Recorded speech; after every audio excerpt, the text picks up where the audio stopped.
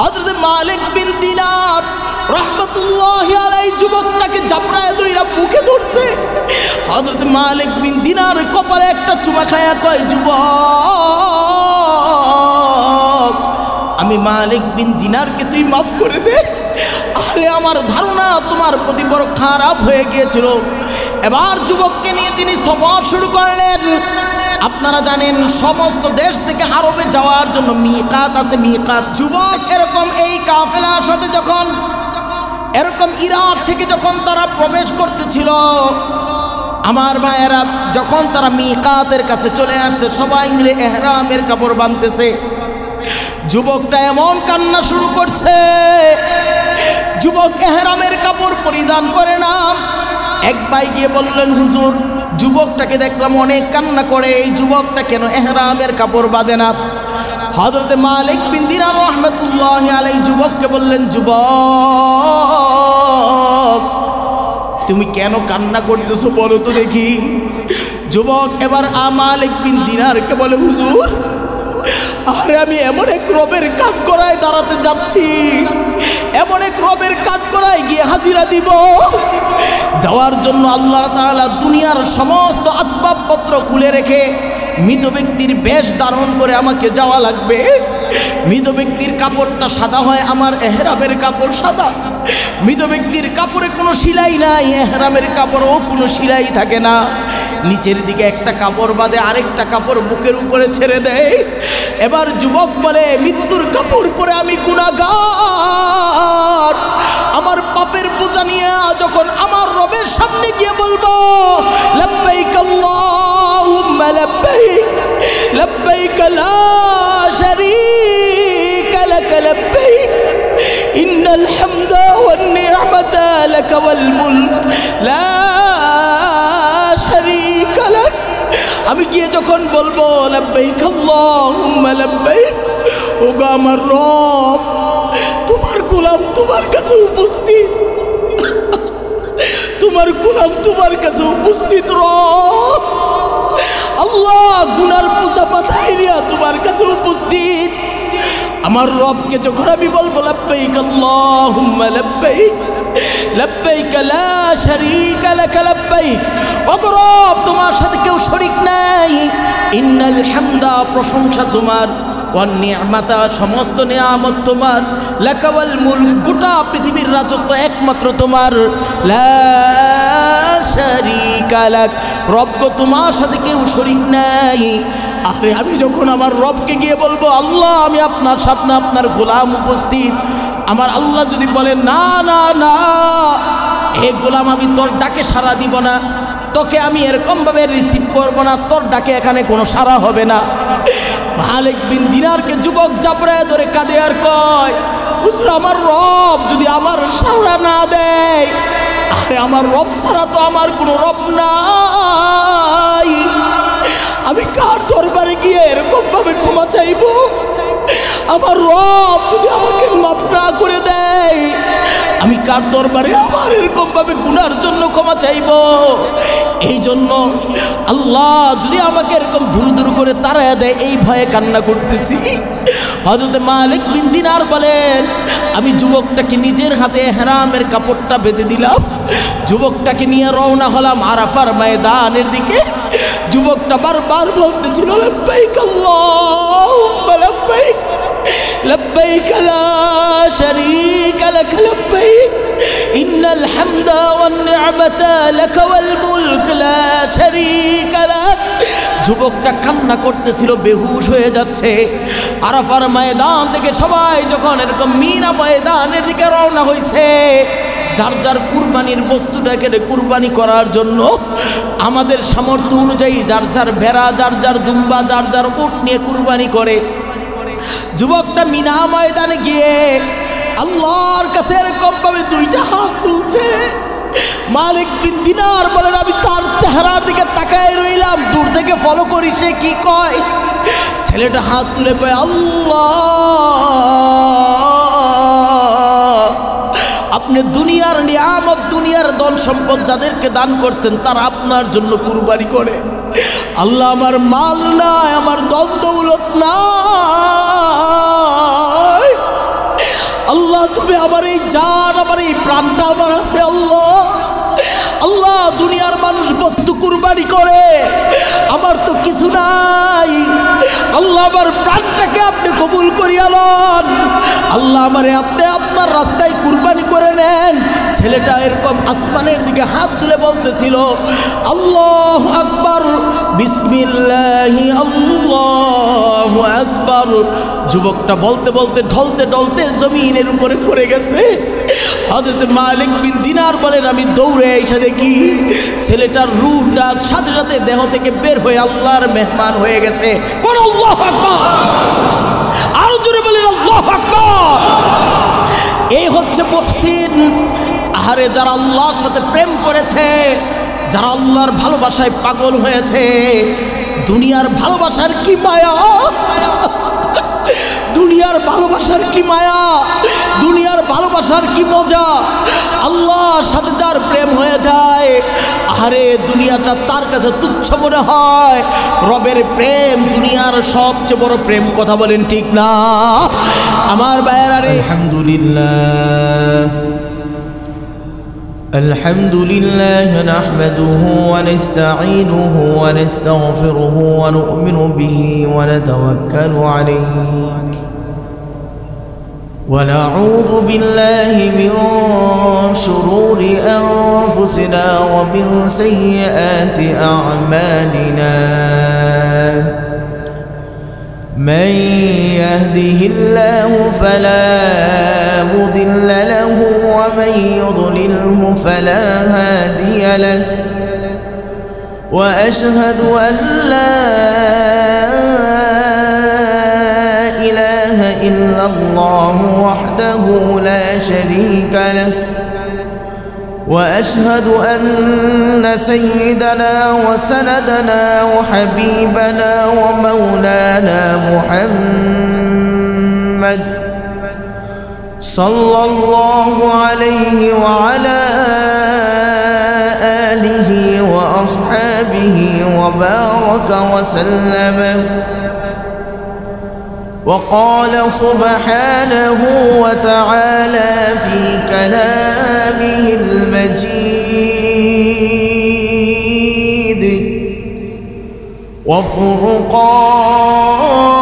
وفرقانه الحميد. أعوذ بالله من الشيطان الرجيم. بسم الله الرحمن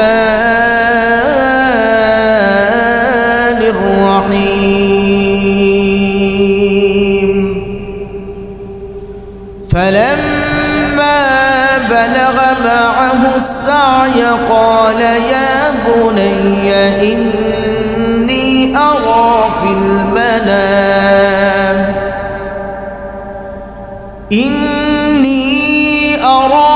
المنام أني أذبحك فانظر ماذا ترى. قال يا أبت افعل ما تؤمر ستجدني إن شاء الله من الصابرين. فلما أسلما وتله للجبين وناديناه أن يا إبراهيم قد صدقت الرؤيا إنا كذلك نجزي المحسنين. إن هذا لهو البلاء المبين. صدق الله المولى العظيم وصدق رسوله النبي الكريم ونحن على ذلك إنك لمن الشاهدين والشاكرين الحمد لله رب العالمين سبحانك لا علم لنا إلا ما علمتنا إنك أنت العليم الحكيم الحمد لله আল্লাহ সুবহানাহু ওয়া তাআলার দরবারে অসংখ্য অগণিত প্রশংসা যে মহান স্রষ্টা রব্বুল আলামিন আপনাকে আমাকে সালাতুল জুমআকে আদায় করার জন্য মোড়াপাড়া বাজার মসজিদ বাইতুল মামুর জামে মসজিদে একত্রিত হওয়ার তৌফিক এনায়েত করেছেন। এজন্য আমরা সবাই অন্তরস্থল থেকে আল্লাহকে রাজি খুশি করার জন্য আকাশ বাতাসকে মুখরিত করে উচ্চ আওয়াজ উচ্চ কণ্ঠে কালিমাত শুকর আদায় করব, সকলেই পড়ব আলহামদুলিল্লাহ। আমরা গত সপ্তাহে আলোচনা করতেছিলাম হযরত ইসমাঈল আলাইহিস সালাতু ওয়াস সালাম এবং হযরত ইব্রাহিম খলিলুল্লাহ আলাইহিস সালাতু ওয়াস সালামের জীবনী নিয়ে আমরা কথা বলতেছিলাম। হযরত হাজরার এরকমভাবে জীবনীগুলো আমরা বলতেছিলাম যে মা এবং তার সন্তানকে হযরত খলিলুল্লাহ আল্লাহর হুকুম প্রাপ্ত হয়ে তিনি যখন মরুভূমির বালুর উপরে রেখে গিয়েছিলেন, বাচ্চার আওয়াজ, তার কষ্ট, মায়ের দৌড়া, মা যখন সাফা মারওয়া পাহাড়ের দিকে বারবার দৌড়াচ্ছিলেন, রব্বে কারীমের রহমতের এরকমভাবে আল্লাহ তাআলার রহমতের ভান্ডার আল্লাহ যখন খুলে দিলেন, আল্লাহ পানির ব্যবস্থা করে দিলেন, ওই কূপের নামকরণ করা হয়েছিল জমজম। আমরা এই আলোচনাগুলো গত সপ্তাহ পর্যন্ত করেছিলাম, কথা বলেন ঠিক না? এই সপ্তাহে আমরা বলেছিলাম যে আজকে আমরা বিষয় কোরবানি এবং বিভিন্ন বিষয় নিয়ে আজকে আমরা আলোচনা করব। আজকে চাঁদের হচ্ছে 29 তারিখ, আগামীকাল হয়তোবা আজকে ইনশাআল্লাহ সম্ভবত চাঁদ উঠে যাবে, যেহেতু গতকাল সৌদি আরবে চাঁদ দেখা গেছে। তাহলে অবশ্যই আশা করা যায় আজকে আমাদের বাংলাদেশের আকাশেও চাঁদ দেখা যাবে। এবং আজকে তাহলে আজকের দিনের কয়েকটি আমল রয়েছে, আজকে আমরা এই বিষয়টাকে বলে সামনের আলোচনার দিকে আমরা অগ্রসর হবে। আগামীকাল থেকে হবে জিলহজ মাসের 1 তারিখ, 1 তারিখ থেকে নিয়ে 10 তারিখ পর্যন্ত, বিশেষ করে 9 তারিখ পর্যন্ত আমরা টানা রোজা রাখতে পারি। একবারে 1 তারিখ, 2 তারিখ, 3 তারিখ থেকে নিয়ে 9 তারিখ পর্যন্ত। বিশেষ করে 9 তারিখের যে রোজা, এটা অত্যন্ত ফজিলতপূর্ণ রোজা। অন্তত সবাই এটাকে রাখার জন্য চেষ্টা করব। চাঁদ যেহেতু এরকমভাবে আগামীকাল যদি উঠেই যায়, তাহলে আজকের করণীয় হচ্ছে আজকের দিনে সূর্য ডুবার আগেই যারা আমরা কুরবানি করব বা যারা করতে পারি না, আল্লাহ তৌফিক দেয় নাই, উভয়ের দায়িত্ব হচ্ছে আমাদের চুল, নখ, মোষ যেগুলো কাটাকাটি করার দরকার কাটছাট করে ফেলবো। আর এই চাঁদ ওঠার পর থেকে সম্পূর্ণ হাত পায়ের নখ, চুল কাটা, মুছ কাটা, গুপ্ত স্থান পরিষ্কার করা, এগুলো থেকে বিরত থাকবো। ঈদের নামাজ পড়ে এসে আবার নতুন করে যদি আমরা এরকমভাবে নখ কাটি, চুল কাটি, তাহলে আল্লাহ তাআলা একটা কবুল কুরবানির সওয়াব আপনার আমার আমল নামায় দান করবে, বলেন সুবহানাল্লাহ। এই জন্য আজকেই চাঁদ এরকমভাবে বেলা ডুবে যাওয়ার আগে ইনশাআল্লাহ আজকে আমরা যারা হাত পায়ের নখ কাটি নেই এখনও কেটে নিব, মোষ ছোট করার দরকার হলে করে নিব, তারপরে এরকম চুল মুন্ডাতে হলে এরকমভাবে মুন্ডিয়ে নিব। সমস্ত বিষয়গুলো আজকে থেকে ইনশাআল্লাহ শুরু করব এবং আগামীকাল থেকে ইনশাআল্লাহ রোজা রাখার নিয়ত করেন, আমরা রোজা রাখা শুরু করে দেব। আমি এরপরে আরও একটা সপ্তাহ যেহেতু শুক্রবার আছে, আমরাও ইনশাআল্লাহ ওই সময় কিছু মাসআলা নিয়ে আলোচনা করব। আজকের মৌলিক কিছু আমাদের আলোচনা হচ্ছে কোরআনুল কারীমের সূরাতুস সাফফাত থেকে আজকে আমরা আলোচনা করব। আল্লাহ সুবহানাহু ওয়া তাআলা সূরাতুস সাফফাতের ভিতরে আল্লাহ তাআলা মুহসিনিনের পরিচয় দিয়েছেন। মুহসিনিন কারা? মুহসিনিন সম্পর্কে আল্লাহ তাআলা এরকমভাবে বলেছেন فلما بلغ معه السعي قال يا بني إني أرى في المنام أني أذبحك فانظر ماذا ترى قال يا أبت افعل ما تؤمر ستجدني إن شاء الله من الصابرين فلما أسلما وتله للجبين وناديناه أن يا إبراهيم قد صدقت الرؤيا إنا كذلك نجزي المحسنين আল্লাহ সুবহানাহু ওয়া তাআলা কুরআনুল কারীমের ভিতরে বলেন, ও দুনিয়ার মানব জাতি ভালো করে বুঝে নাও, তোমাকে মুহসিন হতে হবে। মুহসিন হওয়া অনেক বড় সৌভাগ্য। গোটা পৃথিবীতে আল্লাহ তাআলা যত মুসলমান বানিয়েছেন, তাফসীর কারকরা লিখেছেন সমস্ত মুসলমান 4 ভাগে বিভক্ত। কয় ভাগে? জোরে বলেন।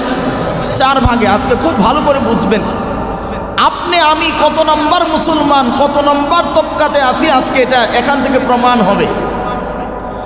1 নম্বরে হচ্ছে মুসলিম, বাবাও মুসলিম, মা মুসলিম, আমিও মুসলিম, নামদারি মুসলিম, নামাজ পড়লে পড়ি, রোজা রাখলে রাখি, এরকমভাবে যাকাত দিলে দেই, না দিলে না দেই, চলতেছি, মা বাবার সাইনবোর্ড লাগায় চলি, এর নামও মুসলিম। এর নাম কি? জোরে বলেন। মুসলিম। এটা হচ্ছে 1 নম্বর প্রকার, মুসলিম। মুসলমানের 2 নম্বর প্রকারের নাম মুমিন। মুমিন যেটাকে বলা হয়, কি বলা হয়? জোরে বলেন। মুমিন। 2 নম্বর স্তরের নাম হলো মুমিন। মুমিন হচ্ছে মুসলিমের থেকেও আরো উপরের স্তর। যেই মুমিন আল্লাহর উপর ঈমান আনে, আল্লাহ তাআলার প্রতিটা আইন কানুনের উপরে এরকম ঈমান আনে, নামাজ পড়া লাগবে বিশ্বাস করে, রোজা রাখা লাগবে বিশ্বাস করে, যাকাত দেওয়া লাগবে বিশ্বাস করে, প্রতিটা আমলের উপরে ইয়াকিন আর বিশ্বাস রেখে রেখে চলে, এর নাম হচ্ছে মুমিন। এবার মুসলমানের 3 নম্বর আরেকটা তবকা আছে, তার নাম মুত্তাকি। নাম কি? জোরে বলেন। মুত্তাকি। এটা হচ্ছে 3য় নম্বর স্তর, এটা আরো স্পেশাল স্তর। মুত্তাকি বলা হয় যারা শুধু আল্লাহর উপর বিশ্বাস করে, এতটুকুই না। মুত্তাকি বলা হয় যেই ব্যক্তি নামাজ পড়ে তো পড়ে, আল্লাহর ভয়ে কোনোদিন নামাজকে ছেড়েও দেয় না, তার নাম হচ্ছে মুত্তাকি। যার ভিতরে আল্লাহর ভয় ঢুকে যায়, মুমিনের ভিতরে বিশ্বাস ঢুকে যায়, আর মুত্তাকির ভিতরে আল্লাহর ভয় ঢুকে যায়। বলেন আল্লাহু আকবার বলেন। তাহলে মুসলিম হলো রেডিমেড, সবাই মিলে মুসলিম। 2 নম্বর হচ্ছে মুমিন, সেটা হচ্ছে ইমানদার। এরকম 3 নম্বরের স্তর হলো মুত্তাকি, যেই ব্যক্তির ভিতরে তাকওয়া থাকে, ভয় থাকে, আল্লাহর ভয়। আল্লাহর ভয়ের কারণে শরাব পান করে না, আল্লাহর ভয়ের কারণে অন্য নারীর সাথে, বেগানা নারীর সাথে জেনা ব্যভিচার করে না, আল্লাহর ভয়ের কারণে কারো হক নষ্ট করে না। এটা হচ্ছে মুত্তাকি। এটা হচ্ছে মুসলিমের 3 নম্বর স্তর। 4র্থ নম্বর স্তরের নাম হচ্ছে মুহসিন। কোন? আল্লাহু আকবার। 4র্থ নম্বর স্তরের নাম হচ্ছে মুহসিন। এই মুহসিন যে কেউ হতে পারে না, এরকম ভাবে হাজারের ভিতরে কয়েকজন হয় মুহসিন। এই মুহসিনের স্তরটা হচ্ছে অনেক বড়। আল্লাহ সুবহানাহু ওয়া তাআলা একটা মুহসিন ব্যক্তির পরিচয় কোরআনে আল্লাহ তাআলা দিয়ে বলেন, হযরত ইব্রাহিম এবং তার সন্তান ইসমাঈল, বাপ বেটা দুজন হচ্ছে মুহসিন। এবার মুহসিনের পরিচয়টা আল্লাহ তাআলা কত সুন্দর করে দিয়েছেন। আল্লাহ তাআলা বলে, জানো মুহসিন ব্যক্তির আলামত বুঝো। হযরত ইব্রাহিম ও খলিলুল্লাহ তিনি মুহসিন ছিলেন। তিনিকে স্বপ্নে দেখানো হলো, খলিল আপনার প্রিয়তম বস্তুটা আপনি আল্লাহর জন্য কুরবানি করে দেন।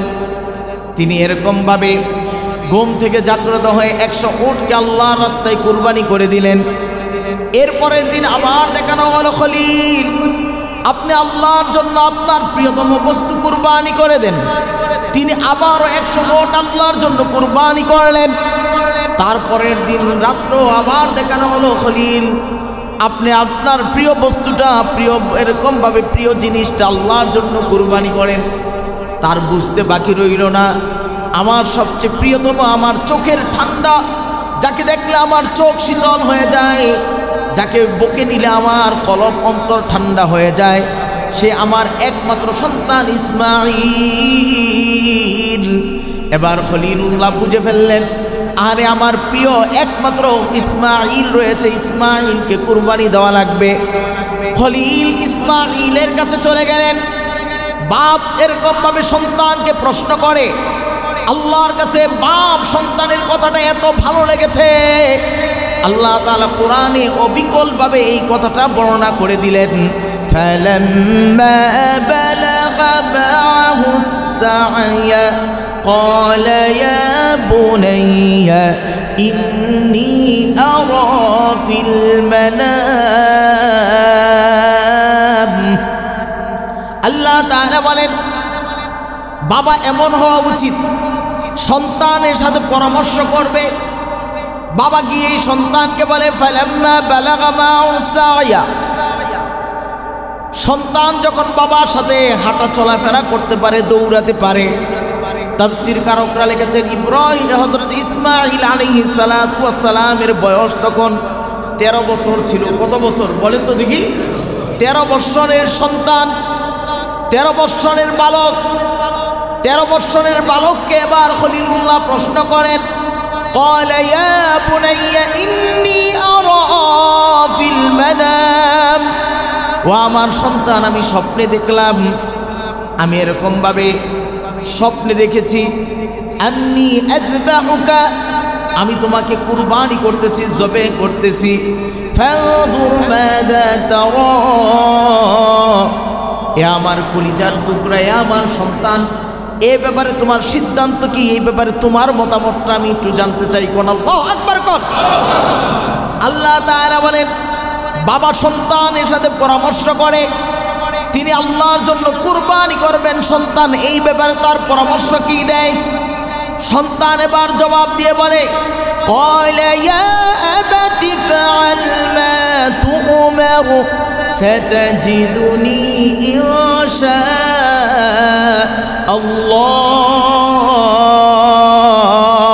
আল্লাহ, সাতাজিদুনি ইনশা আল্লাহ। সন্তান বাবাকে বলে, আব্বাজান, আপনাকে আমি এরকম ভাবে স্পষ্ট ভাষায় বলে দিতে চাই, ইয়া আবাতি ফাআল মা তু'মার, ও আমার আব্বা, আপনি আপনার কাজ সম্পাদন করেন, যেই ব্যাপারে আল্লাহ আপনাকে হুকুম দিয়েছে। সাতাজিদুনি ইনশাআল্লাহ, অবশ্যই অবশ্যই আপনি আল্লাহর জন্য আমাকে ধৈর্যশীলদের ভিতরেই পাবেন, আমি কখনো ধৈর্য হারা হব না। এর মানেই হলো আমি আপনার জন্য প্রস্তুত, কুরবানির জন্য প্রস্তুত, আল্লাহর জন্য আমার জীবনকে উৎসর্গ করতে আমি প্রস্তুত। কোন আল্লাহু আকবার। তিনি বলেন, আমি আল্লাহর জন্য জীবন উৎসর্গ করতে দিতে প্রস্তুত। আল্লাহ তাআলা বললেন, দেখছনি ছেলের কি সুন্দর জবাব দিয়ে দিয়েছে। এবার আল্লাহ তাআলা দেখেন খলিল কি সন্তানের কথার পরে কাজ করে কিনা। খলিলুল্লাহ শুধু সন্তানের কথা শুনেই সন্তুষ্ট হয় নাই, এবার তিনি কুরবানির পরিপূর্ণ প্রস্তুতি নিয়ে ফেললেন। সন্তানকে নিয়ে দড়ি হাতে নিলেন, ধারালো একটা ছুরি নিয়ে যখন তিনি রওনা হলেন, শয়তান প্রতিমধ্যে বারবার তাকে ধোঁকা দেওয়া শুরু করলো। তিনি পাথর মেরে দিলেন। এরপরে শয়তানের ধোঁকা থেকে এরকম সরে গিয়ে যখন তিনি সন্তানকে এরকম হাত পা বেঁধে ফেললেন, এরকম উপর করে শুইয়ে দিলেন। আল্লাহ এই ঘটনাটা বিস্তারিতভাবে কোরআনের ভিতরে বলেন, ফালাম্মা আসলামা ওয়াতাল্লাহু লিল জাবিনি ওয়ানাদাইনাহু আইয়া ইব্রাহিম। বলেন আল্লাহু আকবার। আল্লাহ তাআলা খলিলুল্লাহ সম্পর্কে বলেন, আমি দেখতে চাচ্ছি বাবা এবং তার সন্তান কি করে। ফালাম্মা আসলামা, দুজন যখন আত্মসমর্পণ করলো, প্রস্তুতি হয়ে গেল, আল্লাহর হুকুম পালন করার জন্য যখন বাপ বেটা দুজন তৈরি হয়ে গেল, ওয়াতাল্লাহু লিল জাবিন, আল্লাহ বলেন খলিল যখন তার সন্তানকে উপর করে শোয়াইছে, চেহারাটা মাটির দিকে, ঘাটটা উপরের দিকে, কারণ সন্তানের চেহারার সাথে যদি বাবার চেহারা মিলে যায় মায়া হতে পারে, কিন্তু না না না, মায়া তো পরের কথা। এবার তাকে উপর করে শুইয়ে দিয়ে যখন তিনি ছুরি চালু করে দিলেন, আরে আল্লাহর জন্য যখন তিনি ছুরি চালা শুরু করবে, আল্লাহ আসমান থেকে ডাক দিছে, ওয়ানাদাইনাহু আইয়া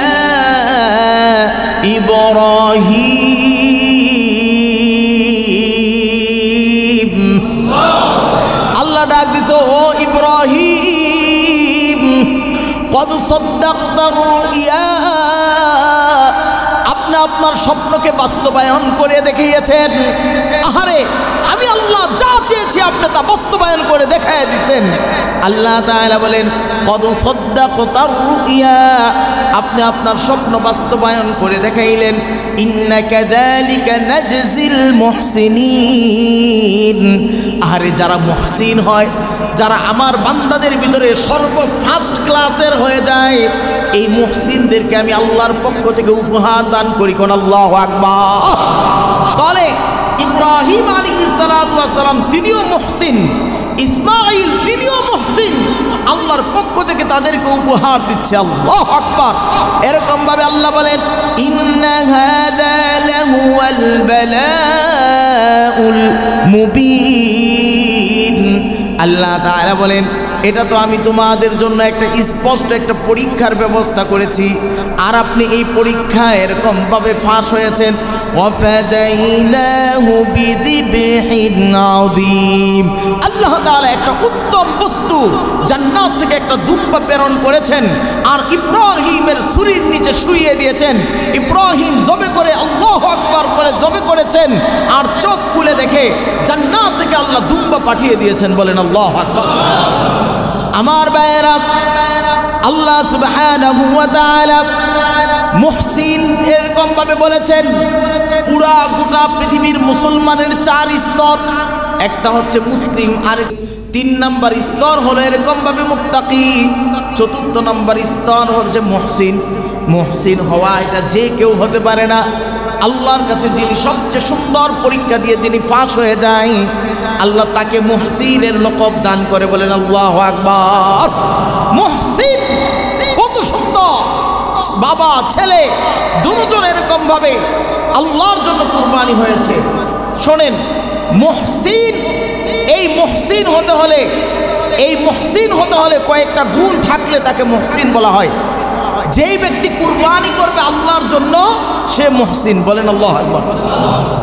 কি কুরবানি? যেই ব্যক্তি কুরবানি করবে কার জন্য? আল্লাহর জন্য, সেই ব্যক্তি কি হতে পারবে? বলেন মুহসিন। সমস্ত ইবাদতের মূল শর্ত হচ্ছে নিয়ত। সর্বপ্রথম নিয়ত কি? জোরে বলেন না। মূল হচ্ছে নিয়ত। আপনার নিয়তকে আপনার সহি করতে হবে যে আমি এটা করতেছি একমাত্র আল্লাহর জন্য। এই জন্যই ইসমাঈল আলাইহিস সালাতু ওয়াস সালাম তিনি এই জন্য বাবাকে বলেছিলেন, সাতাজিদুনি ইনশাআল্লাহ, আপনি আমাকে ইনশাআল্লাহ আল্লাহর জন্য আপনি আমাকে ধৈর্যশীলদের ভিতরে পাবেন। কার জন্য বলেছে? না, মানে যা করতেছেন তিনি আল্লাহর জন্য করবেন।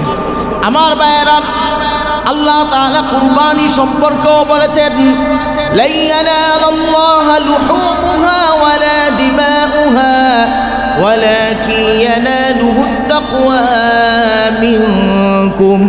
আল্লাহ বলেন, বান্দারে শোন, তোমরা মনে করো তোমরা যেই গরু এবং যেই প্রাণীগুলো জবে করবা সেই প্রাণীর গোশত এবং রক্ত বুঝি আমার কাছে পৌঁছে। আল্লাহ বলেন, না না না, বান্দা ভালো করে বুঝে নাও, লা ইয়ানালাল্লাহা লুহুমুহা, তোমাদের গাবি, তোমাদের এরকম জবকৃত কোনো বস্তুর গোশত রক্ত আমার কাছে পৌঁছে না, বরঞ্চ ওয়ালাকিন ইয়ানালুহুত তাকওয়া, বান্দারে একমাত্র আমি তোমার অন্তরের দিকে তাকাই, তুমি কি কুরবানিটা কি আমার জন্য করেছো কিনা? বলেন সুবহানাল্লাহ।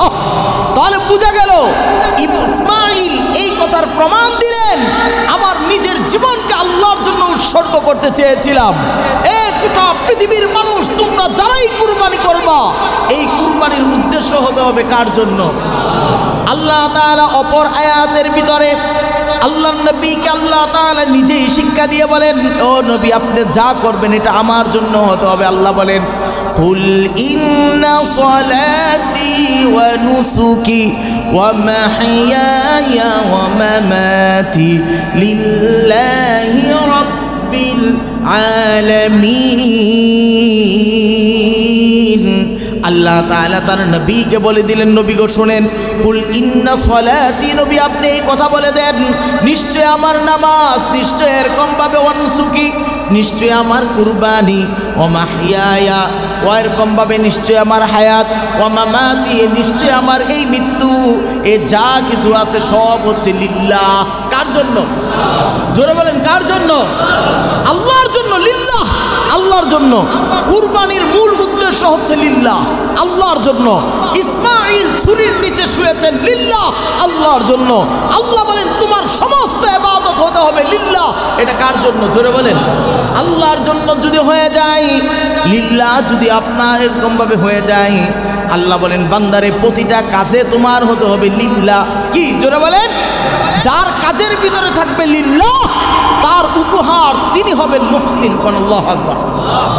তিনি কি হবেন? মুহসিন। কোরআনের অনেক জায়গায় অনেক স্থানে আল্লাহ বর্ণনা করেছেন, কাযালিকা নাজ্জিল মুহসিনিন, আমি মুহসিনকে এরকম উপহার দেই। আমার ভাইয়েরা, কুরবানির আমল করলেই মানুষ মুহসিন হয়, এবং হজের আমল করলেও মানুষ মুহসিন হয়। কারণ আল্লাহ কোরআনের ভিতরে বলেছেন এরকম, আল্লাহ তাআলা বলেন, ওয়ালিল্লাহি আলান নাসি হিজ্জুল বাইতি মান ইসতাতা ইলাইহি সাবিলা।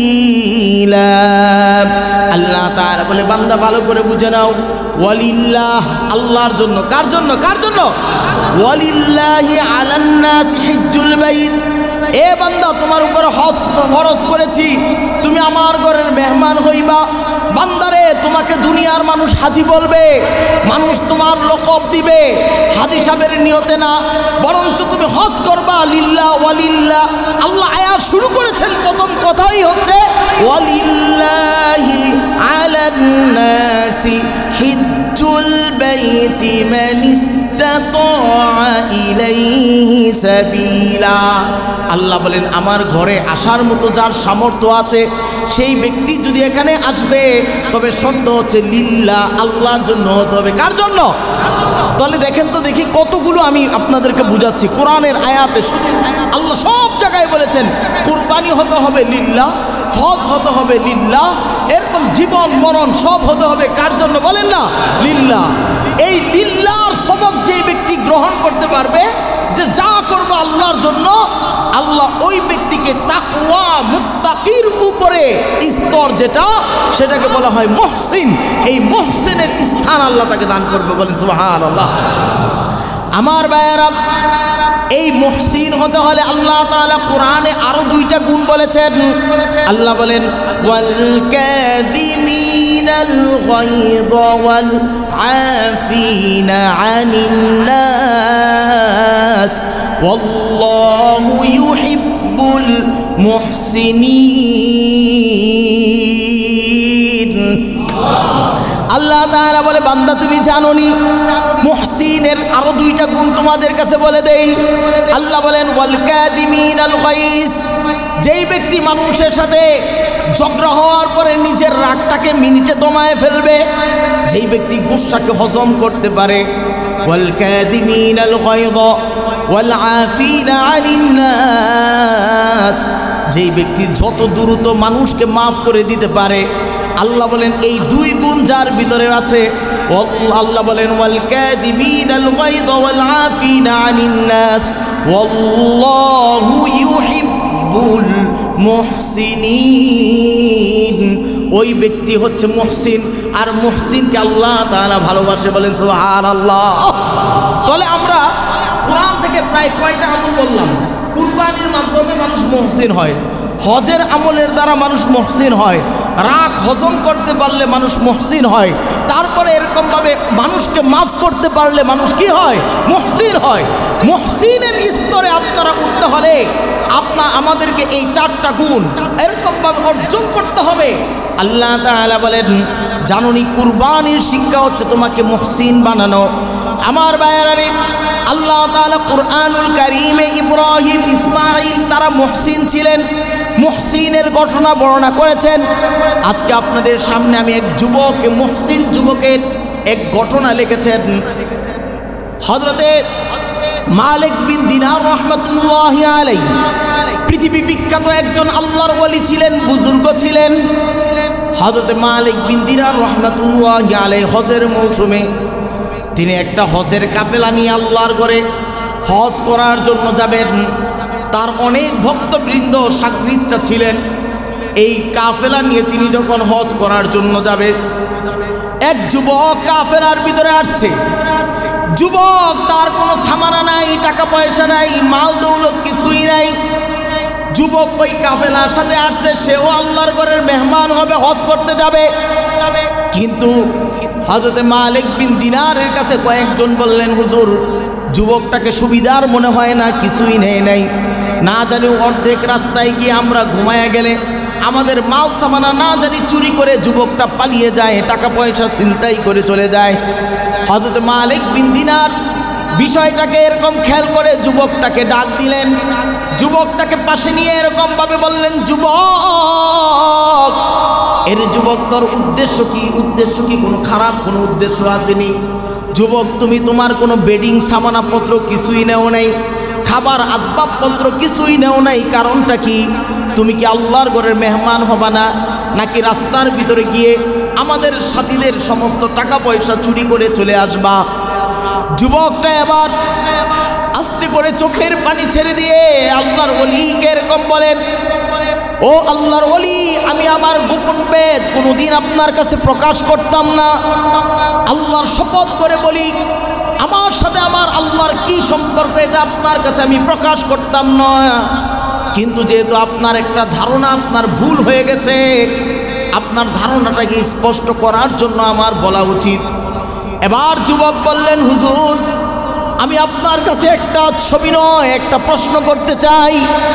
দুনিয়ার কোনো মেজবান কোনো মেহমানের বাড়িতে যদি বেড়াতে যায়, মেজবান যদি এরকম সমস্ত খাবারপত্র বিছানাপত্র সব কিছু নিয়ে যদি মেহমানের বাড়িতে যায়, মেহমানের চকির উপরে গিয়ে যদি তার বেডশিটটা বিছায়, মেহমানের চকির উপরে গিয়ে যদি তার বালিশটা দিয়ে বসে, মেহমানের বাড়িতে গিয়ে তার খাবার যদি খায়, মেহমান এটা কি নিজেকে অপমান মনে করবে না নিজের বড় সৌভাগ্য মনে করবে?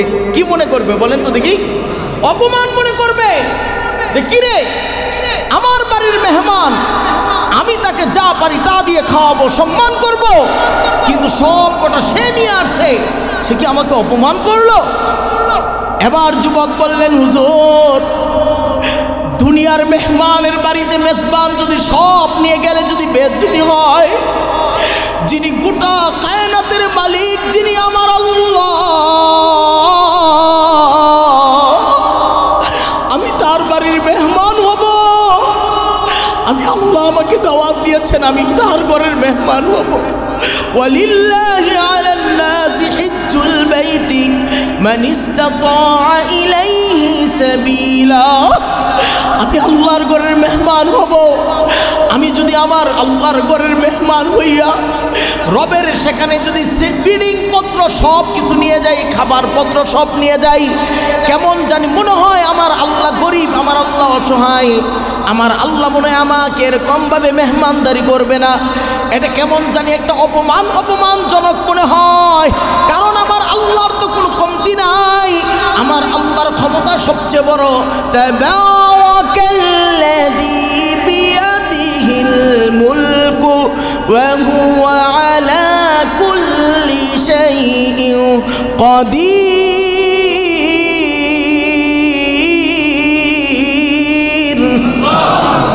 এরকম যুবক বলে, হুজুর, কোরআন পড়েছি, সূরাতুল মুলকের শুরুতে আল্লাহ বলেছেন, এরকম ভাবে সমস্ত ক্ষমতার মালিক বলে আল্লাহ, আর সেই মালিকের দরবারে আমি আপনার গোলাম হয়ে কিভাবে মালিককে বেজ্জতি করি?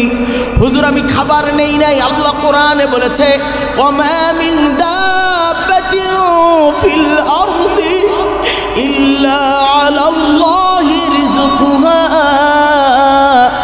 আমার রব দুনিয়ায় এমন কোন প্রাণী বানাই নাই যার রিজিকের ব্যবস্থা আমার আল্লাহ করে নাই। বলেন আল্লাহু আকবার। আরে আমার মতো আপনা গোলাম আল্লাহর মেহমান হবে।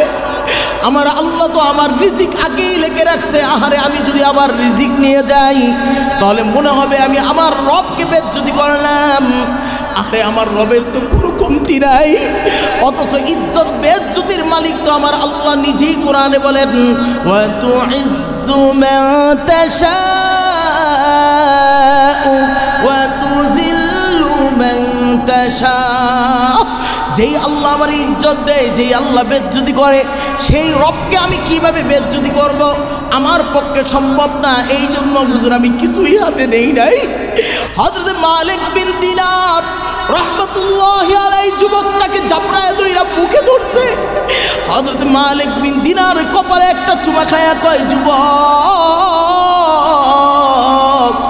আমি মালিক বিন দিনারকে তুই মাফ করে দে। আরে আমার ধারণা তোমার প্রতি বড় খারাপ হয়ে গিয়েছিল। এবার যুবককে নিয়ে তিনি সফর শুরু করলেন। আপনারা জানেন সমস্ত দেশ থেকে আরবে যাওয়ার জন্য মিকাত আছে, মিকাত একটা সীমানা আছে। এই সীমানাটা অতিক্রম করতে হলে এই সীমানার আগেই ইহরামের কাপড় বাঁধতে হয়। কথা বুঝছেন আপনারা? আমাদের বাংলাদেশ থেকেও আমরা যে যাই একটা এরকমভাবে নির্ধারিত সীমানা আছে। আপনি যদি প্লেনে থাকেন, প্লেনে ঘোষণা করা দেওয়া হবে আপনি মিকাতের কাছে এসে পড়তেছি, আপনারা যার যার মতো ইহরাম বেঁধে ফেলেন। এই আধা ঘন্টা আগে থেকেই এরকম অ্যানাউন্স করতে থাকে। সেখান থেকে হাজিরা বেশিরভাগ তো আমাদের এয়ারপোর্ট থেকেই বেঁধে যায়। যুবক এরকম এই কাফেলার সাথে যখন এরকম ইরাক থেকে যখন তারা প্রবেশ করতেছিল, আমার মায়েরা যখন তারা মিকাতের কাছে চলে আসছে, সবাই মিলে ইহরামের কাপড় বাঁধতেছে। যুবকটা এমন কান্না শুরু করছে, যুবক ইহরামের কাপড় পরিধান করে না। এক ভাই গিয়ে বললেন, হুজুর যুবকটাকে দেখলাম অনেক কান্না করে, এই যুবকটা কেন ইহরামের কাপড় বাঁধে না? হযরত মালিক বিন দিনার রাহমাতুল্লাহি আলাইহি যুবককে বললেন, যুবক তুমি কেন কান্না করতেছো বলো তো দেখি। যুবক এবার মালিক বিন দিনারকে বলে, হুজুর আরে আমি এমন এক রবের কাঠগড়ায় দাঁড়াতে যাচ্ছি, এমন এক রবের কাঠগড়ায় গিয়ে হাজিরা দিব। দেওয়ার জন্য আল্লাহ তাআলা দুনিয়ার সমস্ত আসবাবপত্র খুলে রেখে মৃত ব্যক্তির বেশ ধারণ করে আমাকে যাওয়া লাগবে। মৃত ব্যক্তির কাপড়টা সাদা হয়, আমার ইহরামের কাপড় সাদা। মৃত ব্যক্তির কাপড়ে কোনো সেলাই নাই, ইহরামের কাপড়েও কোনো সেলাই থাকে না। নিচের দিকে একটা কাপড় বাঁধে, আরেকটা কাপড় বুকের উপরে ছেড়ে দেয়। এবার যুবক বলে, মৃত্যুর কাপড় পরে আমি গুনাহগার, আমার পাপের বোঝা নিয়ে যখন আমার রবের সামনে গিয়ে বলবো, লব্বাইক আল্লাহুম্মা লব্বাইক লব্বাইক লা শারীকা লাক লব্বাইক ইন্নাল হামদা ওয়ান নি'মাতা লাক ওয়াল মুলক লা শারীকা লাক। আমি গিয়ে যখন বলবো লব্বাইক আল্লাহুম্মা লব্বাইক, ওগো আমার রব তোমার গোলাম তোমার কাছে উপস্থিত, তোমার গোলাম তোমার কাছে উপস্থিত। রব আল্লাহ গুনার বোঝা মাথায় নিয়ে তোমার কাছে উপস্থিত। আমার রবকে যখন আমি বলবো লব্বাইক আল্লাহুম্মা লব্বাইক লব্বাইক লা শারীকা লাক লব্বাইক, ওগো রব তোমার সাথে কেউ শরীক নাই, ইন্নাল হামদা প্রশংসা তোমার, ওয়ান নি'মাতা সমস্ত নিয়ামত তোমার, লাকা ওয়াল মুলক গোটা পৃথিবীর রাজত্ব একমাত্র তোমার, লা শারীকা লাক রব গো তোমার সাথে কেউ শরীক নাই। আরে আমি যখন আমার রবকে গিয়ে বলবো, আল্লাহ আমি আপনার সামনে আপনার গোলাম উপস্থিত, আমার আল্লাহ যদি বলে না না না হে গোলাম আমি তোর ডাকে সাড়া দিব না, তোকে আমি এরকমভাবে রিসিভ করবো না, তোর ডাকে এখানে কোনো সাড়া হবে না। মালিক বিন দিনারকে যুবক জাবরায়ে ধরে কাঁদে আর কয়, হুজুর আমার রব যদি আমার সাড়া না দেয়, আরে আমার রব ছাড়া তো আমার কোনো রব নাই, আমি কার দরবারে গিয়ে এরকম ভাবে ক্ষমা চাইবো? আমার রব যদি আমাকে মাফ না করে দেয়, আমি কার দরবারে আমার এরকম ভাবে গুনার জন্য ক্ষমা চাইবো? এই জন্য আল্লাহ যদি আমাকে এরকম ধুরু ধুরু করে তাড়ায়া দেয়, এই ভয়ে কান্না করতেছি। হযরত মালিক বিন দিনার বলেন, আমি যুবকটাকে নিজের হাতে ইহরামের কাপড়টা বেঁধে দিলাম, যুবকটাকে নিয়ে রওনা হলাম আরাফার ময়দানের দিকে।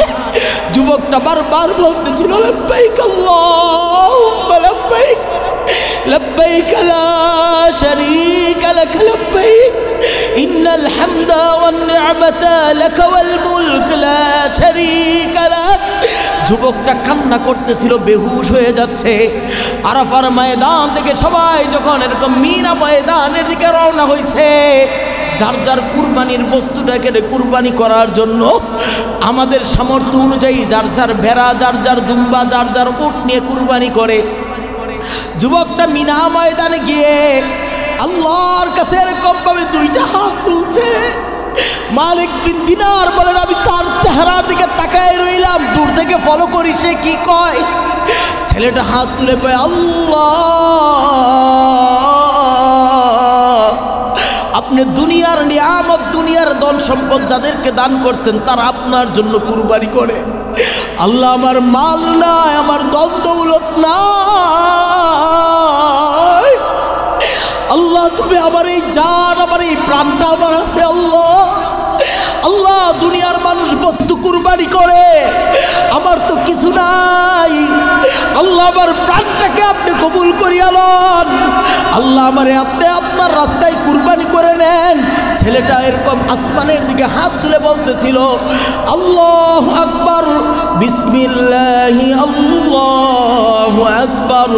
যুবকটা বলতে বলতে ঢলতে ঢলতে জমিনের উপরে পড়ে গেছে। হযরত মালিক বিন দিনার বলেন, আমি দৌড়ে এসে দেখি ছেলেটার রূহটা সাথে সাথে দেহ থেকে বের হয়ে আল্লাহর মেহমান হয়ে গেছে। কোন আল্লাহু আকবার, আরো জোরে বলেন আল্লাহু আকবার। এই হচ্ছে মুহসিন। আহারে, যারা আল্লাহর সাথে প্রেম করেছে, যারা আল্লাহর ভালোবাসায় পাগল হয়েছে, দুনিয়ার ভালোবাসার কি মায়া, দুনিয়ার ভালোবাসার কি মায়া, দুনিয়ার ভালোবাসার কি মজা। আল্লাহর সাথে যার প্রেম হয়ে যায়, আরে দুনিয়াটা তার কাছে তুচ্ছ মনে হয়। রবের প্রেম দুনিয়ার সবচেয়ে বড় প্রেম। কথা বলেন ঠিক না? আমার ভাইয়েরা রে, কুরবানি করতে হবে আল্লাহর জন্য, হজ করতে হবে আল্লাহর জন্য। এর ভাই তাহলে মুহসিনের দরজায় ওঠা যাবে। আমি প্রথমে আজকে আলোচনার ভূমিকায় প্রথমেই বলেছি, গোটা পৃথিবীর মুসলমান 4 ভাগে বিভক্ত। কয় ভাগ? জোরে বলেন। একটা হচ্ছে মুসলিম, একটা কি? জোরে বলেন। মুসলিম। যারা এরকম বাবাও মুসলমান, মাও মুসলমান, হ্যাঁও নামকে হস্তে মুসলমান, মন চাইলে নামাজ পড়ে, মন চাইলে দাড়ি রাখে, মন চাইলে এরকমভাবে হজ করলে করে, রোজা রাখলে রাখে, মানে নামকে হস্তে সাইনবোর্ডওয়ালা মুসলমান। 2 নম্বর হচ্ছে মুমিন, যারা নাকি মুসলিম থেকেও দামি, তাদেরকে বলা হয় মুমিন। যারা আল্লাহর সমস্ত বিধিবিধানের উপরে ঈমান আনে, নামাজের প্রতি বিশ্বাস করে, রোজার উপরে বিশ্বাস করে, সব কিছুর উপরে যারা বিশ্বাস রাখে, তাদেরকে বলা হয় মুমিন। আপনি মাপেন, আপনি কয় নম্বরে আছেন নিজেকে মেপে দেখেন, আপনি কি মুমিন না আপনি মুসলিম? 2 নম্বরে মুসলিম। 3 নম্বর স্তর হচ্ছে মুত্তাকি। সে শুধু আল্লাহকে মানেই বিষয়টা এমন না, বরঞ্চ মুত্তাকি হচ্ছে তার ভিতরে আল্লাহর ভয় ঢুকে যায়, সে সমস্ত গুনাহ ছেড়ে দেয়, কোনো নামাজ ইচ্ছা করেও ছাড়ে না, শুধু তার ভিতরে আল্লাহর ভয় ভয় ভয়। এটা হচ্ছে মুমিনের 3 নম্বর স্তর মুসলমানদের, মুত্তাকি। 4th নম্বর স্তর, যেটা হাজারে 2-1 জন হয়, তার নাম হচ্ছে মুহসিন। তার নাম কি বলেন? জোরে বলেন, তার নাম কি? এই মুহসিন হওয়ার জন্য আপনাদের সামনে আজকে এই আলোচনাটা করলাম। মুহসিন হতে হলে কুরবানির মাধ্যমে মানুষ মুহসিন হয়। শর্ত হলো কুরবানি করতে হবে কার জন্য? হজ করার মাধ্যমে মানুষ মুহসিন হয়। শর্ত হচ্ছে হজ করতে হবে কার জন্য? ওয়ালিল্লাহ, ওয়ালিল্লাহ। তারপরে রাগ গুসা হজম করতে পারলে আপনি মুহসিন, মানুষকে মাফ করতে পারলে আপনি মুহসিন। আল্লাহ আমাদের সবাইকে মুহসিন হওয়ার তৌফিক দান করেন। আমিন। ওয়া আখিরু দাওয়ানা আলহামদুলিল্লাহ।